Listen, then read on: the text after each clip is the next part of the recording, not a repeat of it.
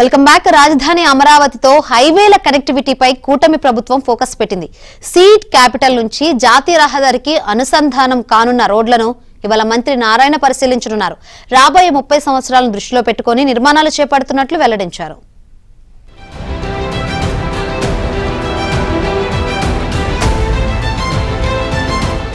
రాజధాని అమరావతి నిర్మాణం రవాణాలో కీలక పాత్ర పోషించే సీడ్ యాక్సెస్ రోడ్డుతో పాటు పలు ఇతర రోడ్ల నిర్మాణ పనులపై సిఆర్డీఏ దృష్టి సారించింది. కూటమి ప్రభుత్వం అధికారంలోకి వచ్చిన వెంటనే సీడ్ యాక్సెస్ రోడ్డును కోల్కతా చెన్నై హైవే రోడ్డుతో అనుసంధానించే ప్రాజెక్టును ముందుకు తీసుకెళ్తోంది.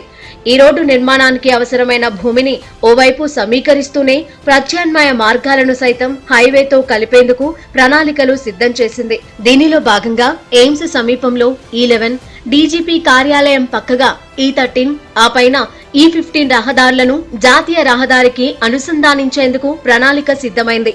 ఇప్పటికే ఈ రోడ్లకు సంబంధించి ప్రణాళికను సిద్ధం చేయాలని లీ అసోసియేట్స్ కు బాధ్యతలు అప్పగించారు.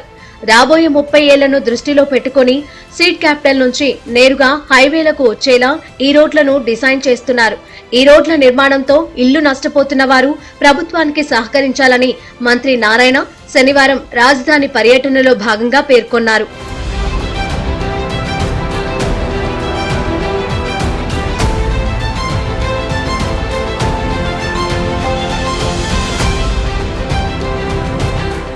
రాజధానిలో పలు రోడ్ల నిర్మాణాలకు సంబంధించిన పనులను క్షేత్రస్థాయిలో మంత్రి నారాయణ పరిశీలించారు. లీ అసోసియేట్స్ ఇచ్చిన డిజైన్ల ఆధారంగా మంగళగిరి, నవలూరు, ఎర్రపాలెం గ్రామాలలో పర్యటించారు. వీటితో పాటు రాజధాని మీదుగా వెళుతున్న విజయవాడ వెస్ట్ బైపాస్ పనులను కూడా పరిశీలించి జాతీయ రహదారుల ప్రాధికార సంస్థ అధికారులకు పలు సూచనలు చేశారు. అమరావతి క్యాపిటల్ సిటీ కోసం ఇప్పటికే 22,000 కోట్ల విలువైన టెండర్ కు అథారిటీ ఆమోదం తెలిపిందని చెప్పారు. మరో 20,000 కోట్లకు వచ్చే సోమవారం జరిగే సిఆర్డీఏ సమావేశంలో ఆమోదం తీసుకోనున్నారు.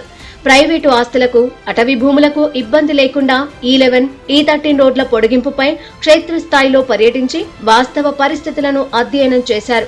ఈ 2 రోడ్లను 80 నుంచి 100 కిలోమీటర్ల వేగంతో వెళ్లేలా డిజైన్ చేసినట్లు తెలిపారు. వెస్ట్ బైపాస్ నుంచి అమరావతి రాజధాని రోడ్లు కలిసేలా నిర్మించాలని జాతీయ రహదారుల ప్రాధికార సంస్థ అధికారులను మంత్రి ఆదేశించారు. టోల్ గేట్ విషయంలో ఇబ్బందులు వస్తాయని వారు చెప్పగా, ఇంత పెద్ద రాజధాని నిర్మిస్తున్నప్పుడు రోడ్ల కనెక్టివిటీ లేకపోతే ఎలా అని ప్రశ్నించారు. సోమవారం నిర్వహించే సమావేశానికి హాజరై ఇబ్బందులు తెలియజేయాలని ఆదేశించారు. రాజధాని రోడ్లకు ఎట్టి పరిస్థితుల్లో కనెక్టివిటీ ఇవ్వాల్సిందేనని తేల్చి చెప్పారు. E7, E9, E11, E13, E15 అయితే ఫస్ట్ ఫేజ్ 1లో ఏంటంటే E11, E13, E15ని ఇమీడియట్ గా నేషనల్ హైవే కలపడానికి ప్లాన్ చేసింది. వరల్డ్ లో టాప్ 5 సిటీలో ఒక సిటీగా ఉండాలని ముఖ్యమంత్రి గారు చెప్పడం, ఆ యాంగిల్లో దీన్ని డిజైన్ చేశాం.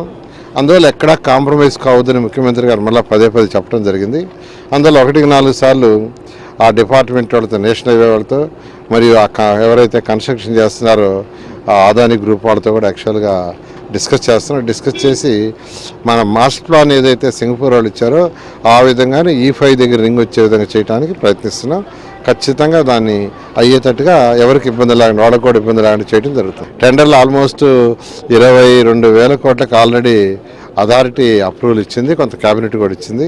రేపు సోమవారం మళ్ళీ ఒక 20,000 కోట్ల పైన సుమారుగా యాక్చువల్గా టెండర్లకి రెడీ చేస్తున్నారు. అథారిటీ మీటింగ్ ఉంది, 19వ క్యాబినెట్ ఉంది, దాంట్లో కూడా అప్రూవ్ చేసిన తర్వాత ఈ టెండర్లన్నీ పిలిచి ఈ నెలాఖరులోపు 99% టెండర్ కంప్లీట్ చేస్తాం.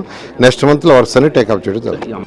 విజయవాడ వెస్ట్ బైపాస్ పనులు దాదాపు తుది దశకు చేరుకున్నాయి. అమరావతి రాజధాని మీదుగా వెళ్తున్న ఈ రోడ్డులో ప్రతి కిలోమీటర్ కు క్యాపిటల్ రోడ్లతో కనెక్టివిటీ ఉంటుంది. దానికి తగ్గట్టుగా నిర్మాణం పూర్తి చేయాలని మంత్రి నారాయణ ఆదేశించారు.